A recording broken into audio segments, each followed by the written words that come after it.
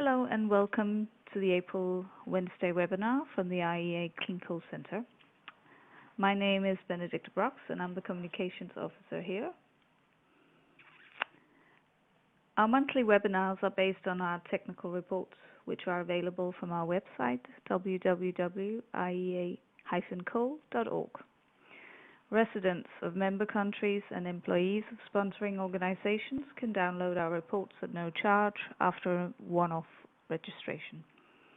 Please visit our website for details.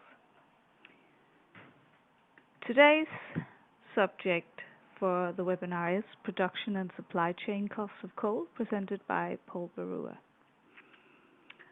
The report on this topic will be published soon. I will now hand you over to Paul. Take it away, Paul. Thanks for that introduction, Benedicta. Once again, I'd like to echo the welcome to all the audience to this month's IEA Clinical Center webinar, looking at production and supply costs of coal. This webinar is accompanying a forthcoming report that will be published in a few weeks' time. And over the next presentation, I'll be providing some of the main findings of that report. This report actually follows a publication that was done about 11 years ago called The Supply Chain Costs of Internationally Traded Coal, and an update was deemed as very timely by our members. So that's why we undertook this research. Now, the first part of the webinar will look at market trends, chiefly prices, and we'll see what impact it had on coal producers. This provides us with a background as to why coal producers made certain fundamental business decisions in response to changes in the market. And I'll follow that with methods of coal extraction and compare and contrast different mines, and also brief look at the cost of new capital expenditure for new mines. And finally, if we have time, we'll look at the cost of inland transportation between the mines and the next stage of the supply chain, typically a power station or an export port. Firstly, let's look at some of the market trends. We're going to look at international prices as they seem to underpin the trends in the cost of production across the world. The free on board or FOB price of coal reached two prominent peaks, the first in 2007 and 08, and the second in 2011. Beg your pardon. After 2011, the market went into 5 years of decline. The fallout from the banking and commodity crisis depressed economic confidence worldwide, particularly in the commodity markets, and even Chinese industrial production had shown signs of slowing in this period. Added to that, the Paris Agreement added further uncertainty to the future of the coal markets. So in a market that was formerly used to years of consistent expansion and pushing for maximizing output, suddenly the energy market was less certain for the coal industry, and the market was in a state of oversupply. The price fall cut into profits for coal producers, and many export mines were making a loss. Decline in earnings also led to decline in capital expenditure in coal mining, and I'll be providing evidence of this a little later. Producers in this period began to review their cost structures to remain profitable, and it is this response in the post-2011 era that drives the narrative in this webinar, which is the era that I've marked with an arrow. And despite the fact there was a market recovery in 2016, it was somewhat unexpected, driven largely by weather events, industrial action, which constrained supply, and a sudden demand surge in the coal sector in China. The recovery, which started with the coking coal market initially and moved swiftly onto the steam coal markets. And it's a recovery that has since proven profitable for many coal producers worldwide. Now, the evidence of the impact that falling prices had on coal producers is shown here. This chart illustrates the trend in coal supply costs from leading exporters of steam coal between 2012 and 2015. These costs are split into major supply chain components. These comprise of mining, coal processing, inland transport, port services, and also shipping to Northwest Europe. What we see here is a clear trend with costs falling between 2012 and 15 in most regions. One of the biggest drivers being the cost of mining, which is the orange columns. Also, there was a fall in shipping costs and other smaller elements. And Russia is an exception here, where the dominant cost component is inland transport. Again, it's an issue I shall touch upon later. The graph also reveals a difference in overall costs between underground and opencast mines within the same regions. And I'll talk about the disparities between opencast and underground mines just a little later. But looking at mining costs, an examination of mining company literature suggests that one of the key areas that was targeted in the strategy to reduce operating costs was the boost in labour productivity. And this was a common strategy seen in some of the major mining companies such as BHP, Rio Tinto and Glencore, as well as others.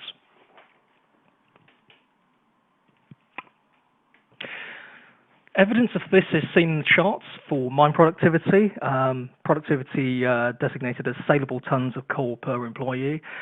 This chart shows productivity for New South Wales, which is one of the epicenters of bituminous hard coal exports in the Asia Pacific.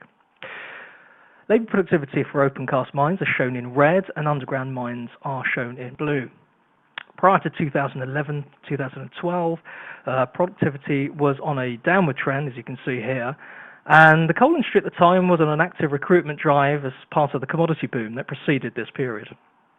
Now, the period of falling prices after 2011 saw producers shift focus of operations away from maximising output and towards cost control, efficiency and productivity.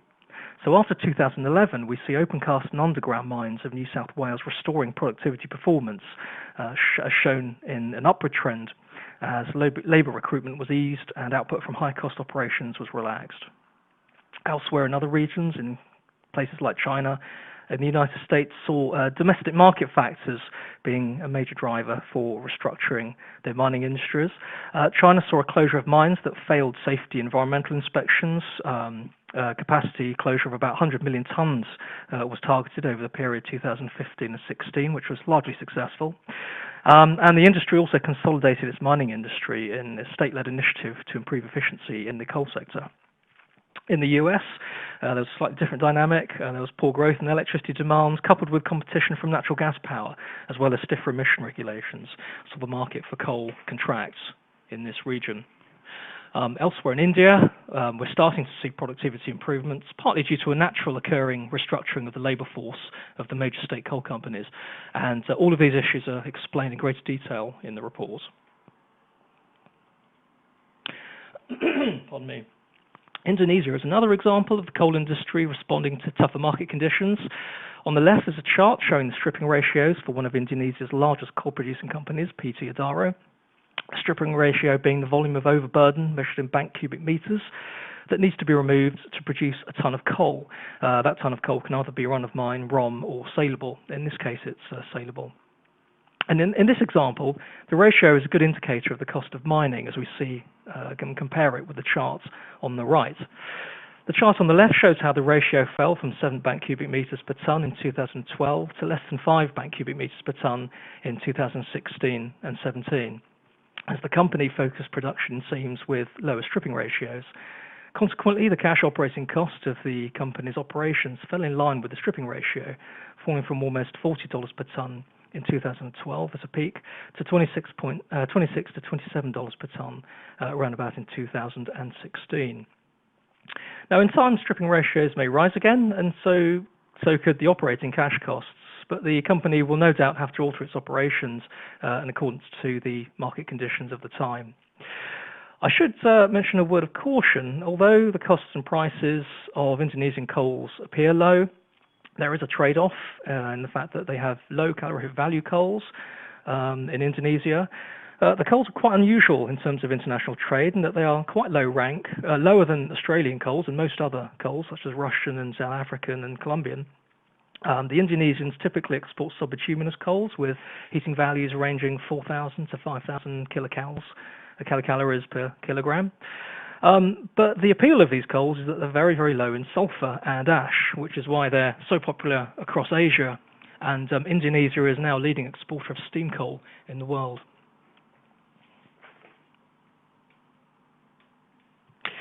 To follow on from the trends in cash costs, Adaro reveals why it had to address operating costs across its 3 major coal mining operations. This chart shows the decline in Adaro's operational earnings in the red column, measured as earnings before interest, tax, depreciation and amortization, or EBITDA. And in turn, the company's capital expenditure, which is shown in yellow, is the capex, and we see that declining also disproportionately at a higher rate than EBITDA. Following the price peak of 2011, the FOB price of Indonesian coals fell from about $90 per tonne on average in 2011 to a low of $30 to $40 per tonne during 2016. Pardon me. In this time, Adaro's earnings also halved from about $1.5 billion to $0.7 billion. And as margins were squeezed and coal producers like Adaro had to then defer investments in new capacity. And they instead concentrated on repaying existing debt and maintaining current operations wherever that was possible. Despite the rise in the prices that we've seen in the latter months of 2016 and throughout 2017, producers still remain cautious about increasing output to avoid another period of excess supply and low prices, which blighted the market since 2011. Now, one of the most influential factors that coal producers have had no control over was the currency exchange rates against the universally accepted US dollar, which is the currency of trade for coal exports. The heavy devaluation of currencies belonging to coal exporting countries, some which devalue by up to 65%, led to a welcome boost in local currency revenues. The currency movement enabled coal producers to remain competitive and gave them some breathing room to reorganize their operations to adapt to the weaker markets. US dollar macroeconomic policies, therefore, have indirectly played an important role in the international coal markets, and with the continuing upward revision in US interest rates ahead of other nations, it may have continued to have a positive impact on export coal producers, at least for now, while the current economic situation is as it is. So just a quick note that weak exchange rates and structural changes in the coal industry have certainly helped producers reduce cash costs and kept competitiveness within the coal industry, as well as competitive with gas in the major coal using regions of the world, outside the USA at least. Now, moving on to the different methods of coal extraction, it's difficult to compare the cost of different coal mines, as each mine is unique based on its local geological and geographical circumstances. Nonetheless, the scale of operations and the deployment of mechanization are important features of a coal mine's productivity and the costs of operations.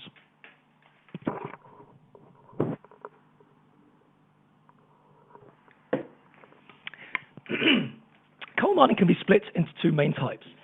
I beg your pardon, sorry. Opencast and underground, although some surface mines may use crossover techniques that are not too dissimilar to those used in underground mines, such as highwall mining. Modern large-scale mining is a highly mechanized process.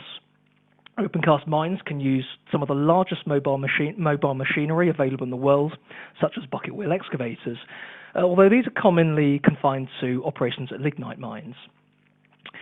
And the bucket wheel excavator is a huge piece of kit which can shift 250,000 cubic meters of material a day, and really only reserved for very large-scale operations. Other systems commonly used for producing bituminous and subbituminous coals, particularly hard coals, are dragline systems and the truck and shovel systems. These machines may be smaller than bucket wheel excavators, but they are still large, and the scale of the vehicle fleets in the mining operations are no less vast, and I'll show some examples of that in just a moment. Underground mines deploy highly mechanized systems. They're often automated in highly hazardous and confined working environments, such as longwall systems. And also continuous mining machinery can be used where room and pillar mining is deployed. Again, I'll just mention those in just a moment. Choosing a method of coal extraction is highly dependent on the depth of coal reserve and the ease of which coal seams can be accessed and extracted economically using that method. And so we'll look at some of those commonly used methods below. Firstly, let's look at opencast mining. The key task for all opencast mining is overburden removal to gain access to the coal seam. Earth moving involves the removal and reuse of topsoil, blasting hard rock, and then removal and relocation and the landscaping of the overburden.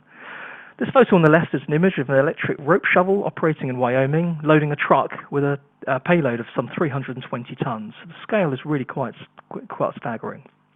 On the right is a diagram of dragline, which is bigger still, whose operating radius can exceed 100 meters, and the bucket capacity alone can exceed 100 cubic meters. Now, the largest draglines can have almost 10 megawatts of onboard motors to operate the pulleys, the motors, and the rotating cabin. In comparison, though, the rope shovel you see on the left might have a peak power demand of around 3 megawatts, just to give you an idea of the scale of the different types of machinery used in opencast mining. The supply of costs from an opencast mine will vary, but a typical mine might have a cost structure that looks rather like this. Now, the left bar shows the various costs of a typical supply chain, so we're looking at mining, transport and port services, but the chart of interest is the one on the right, and these show the cost components for a typical opencast mine. It splits the mining costs into separate components, the largest being waste stripping, or otherwise known as overburden removal, which accounts for some 40% of the cost in this case, while coal extraction is just 17%. So you can see how the cost burden is heavily towards the removal of effectively inert and waste products. The costs associated with all these activities for overburden and coal mining include chiefly labour, explosives and fuel and spare parts for machinery and vehicles, and that's all explained in detail in the reports. Opencast mines can vary in complexity. It can be a simple open pit, or it can take the form of a series of benches. This graphic shows the Mount Arthur mining complex operated by BHP in Australia. The top graphic illustrates the way BHP works sequentially through several layers of coal and interburden at the same time using benches, hence the term multi-bench opencast mining. The multi-bench system is really like operating 4 mines at once, and as the mine migrates through the seams, the overburden and the interburden is moved to the rehabilitation site where the work land is restored, as you see in the lower graphic. Where the coal is simply too deep or inaccessible, underground techniques come into their own. This photo shows an example of a longwall underground mining system. It's an automated self-advancing roof support, which you can see at the top of the photo, which protects a cutting system mounted on a sideways moving support, seen in yellow. The coal is collected using an armoured conveyor belt, which connects to a rubber conveyor belt, which then carries the coal to the surface at speed. The system can be manually overridden if it needs to be adjusted from its automated course. In the advance of the longwall system going through the seam, the armoured supports creep forward, allowing a series of cuts to be made. When the cuts into the seam is far enough, the supports then creep forward automatically to avoid the roof collapse in front of the cutter. Behind the supports, however, the roof is unsupported, and then the overburden is allowed to collapse. So one has to be very careful about planning as to what is located at the surface. Seams of up to 5 meters high can be extracted, and the cutter can either be a rotating drum, as you see here, or a simple fixed claw. The longwall can stretch several hundred meters across, but the geology needs to be ideal to install such a system.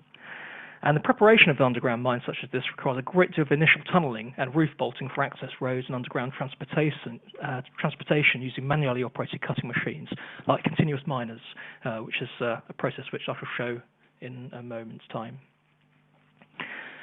Longwall mining is very capital intensive, but once it's in operation, it's a highly efficient system and can operate at fairly low cost. Despite the heavy mechanisation involved, this chart, however, shows the components for a representative underground longwall mine in the United States. And as you see in the chart, the very large red section is about 46%, and that is attributable to mine labour. And the yellow section, which is about 70%, is attributable to the longwall machinery costs.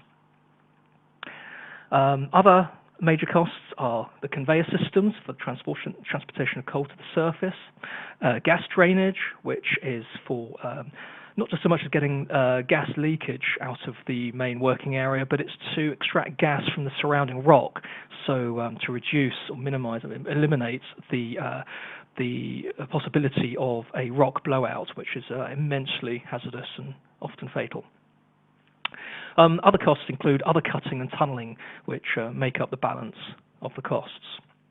Now, elsewhere in countries like China and Poland, where underground mining is also prevalent, labour can be a much smaller proportion. It might be anything between 15 and 20% of the total cost of mining. So we can see large variations in the cost structures, even when you're looking at the same method of extraction around the world. Consequently, different industries may need to tackle cost reductions at their own individual coal mines slightly differently, and that suits their own business models. Another form of underground mining is the room and pillar system, which makes greater use of manually operated cutting systems such as this continuous miner. It's a mobile and compact piece of machinery, often used for pre-tunneling before the installation of a longwall operation, or it can be used as a primary mechanism to extract coal in a room and pillar mine. It involves a rotary cutting drum that mines the coal, and inbuilt in the middle is an onboard conveyor belt which transfers the coal to another conveyor belt or a underground truck, which then takes the coal to be conveyed to the surface. Continuous miners are often used to access seams in much tighter formations where the height of the coal face is as little as 1 metre. And while this is initially a much lower capital cost piece of machinery, the high productivity associated with the higher cost longwall still may make it cheaper on a per tonne basis when it comes to operation. The chart on the right shows the cost premiums that some regions in the United States that are reliant on continuous mining has over longwall mines. And we see that the cost premium of continuous mining over longwall mining can range between $5 to $23 per tonne, depending on the region in question. However, of course, local factors such as geology, cost of labour, fuel and the cost of finance may mean room and pillar and continuous mining may still be a cheaper option, for example, in mines in South Africa.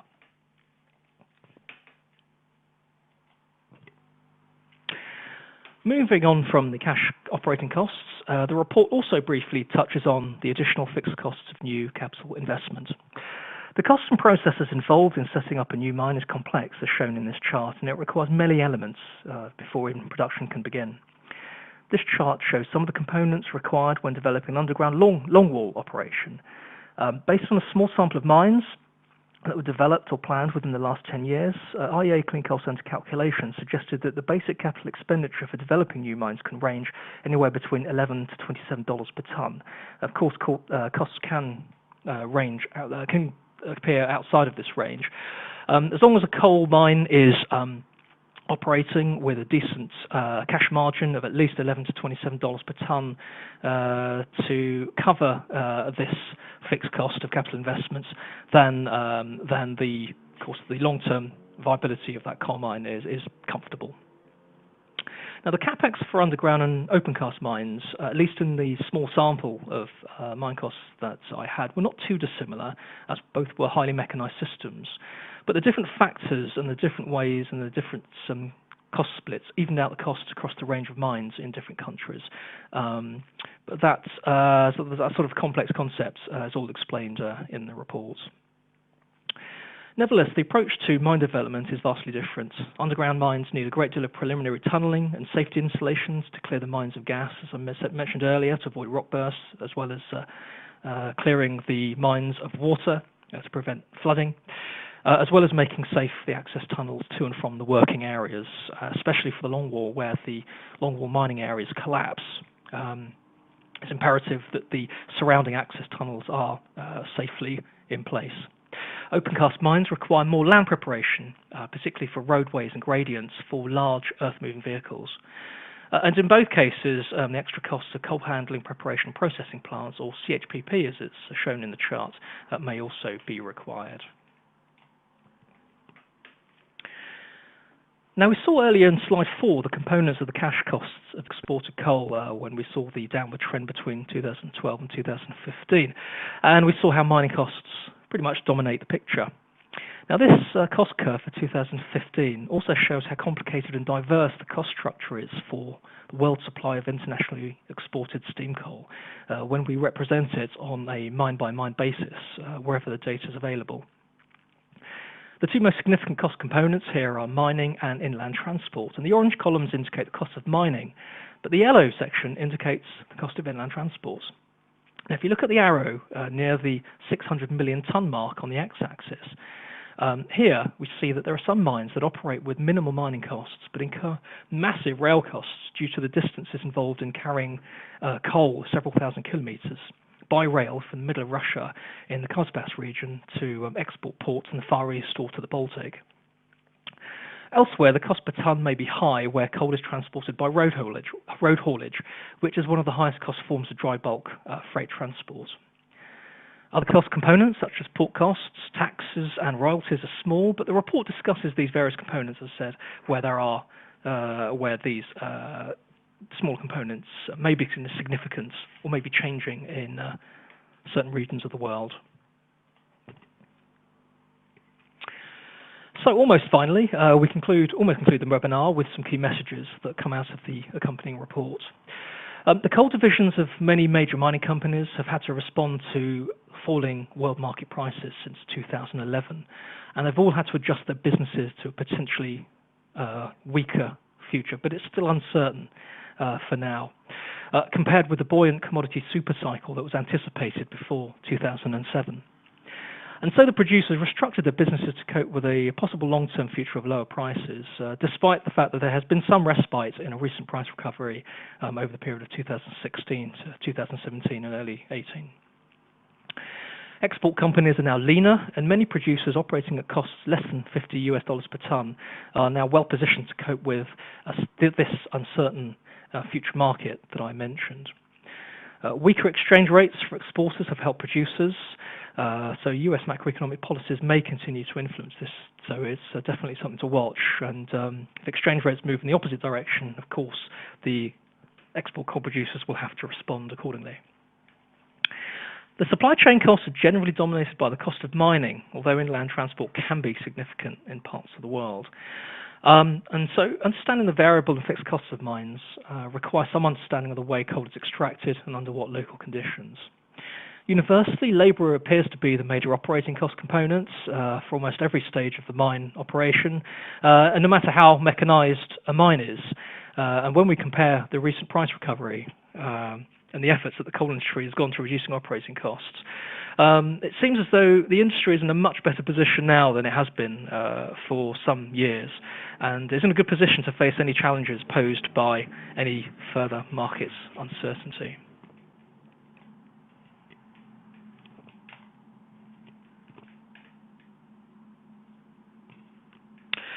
So, thank you very much for listening.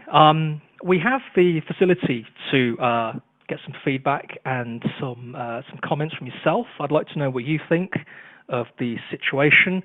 All this material that I've presented, as I said, comes from a report which came from publicly available information, and a lot of the data, some data that's commercially sensitive. And so it'd be interesting to know if there are any listeners with any further sort of industrial insights that they can share with us, and be more than welcome to take those. We've still got maybe another 10 minutes of question and answer, if we can just hang on for a little longer. We've got the next. Grace. Thank you so much. Let me just see if we have time for any questions. No, it seems we don't have really time for questions. But I will say thank you again for listening. The slides are available to download from our website on the webinar page. And the next webinar from us will be on non-energy uses of coal, and will be presented by Ian Reid on Wednesday, the 23rd of May. Thank you all for joining us today, and goodbye.